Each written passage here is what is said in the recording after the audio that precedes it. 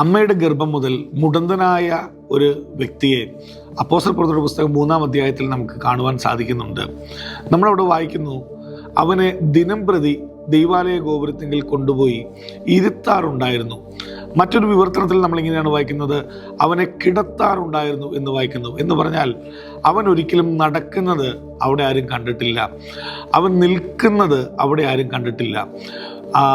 ചില വാക്യങ്ങൾ താഴോട്ട് വരുമ്പോഴത്തേക്ക് പത്രോസും യോഹന്നാനും ആ വ്യക്തിയുടെ കരത്തിന് പിടിച്ച് ആ വ്യക്തിയെ എഴുന്നേൽപ്പിക്കുന്ന ഭാഗം നമ്മളവിടെ കാണുന്നുണ്ട്. തുടർന്നുള്ള വാക്യത്തിൽ ഇങ്ങനെയാണ് പറയുന്നത്, അവൻ എഴുന്നേൽക്കുന്നതും നടക്കുന്നതും അവർ കണ്ടു, അല്ലെങ്കിൽ ജനമൊക്കെയും കണ്ടു എന്ന് നമ്മൾ വായിക്കുന്നു.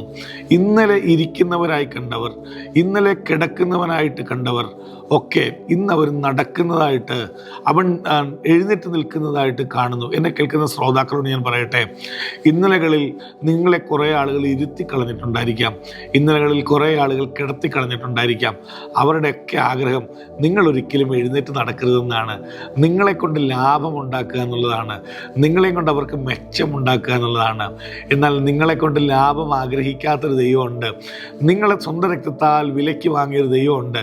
അവൻ നിങ്ങളെ കൊണ്ട് ലാഭം ആഗ്രഹിക്കുന്ന വ്യക്തിയല്ല, നിങ്ങളെ നിന്ദിച്ചവരുടെ മുമ്പിൽ നിങ്ങളെ എഴുന്നേൽപ്പിച്ച് നടത്തുന്നൊരു ദൈവമാണ്, മറ്റുള്ളവരുടെ മുമ്പിൽ നിങ്ങളെ മാനിക്കുന്നൊരു ദൈവമാണ്.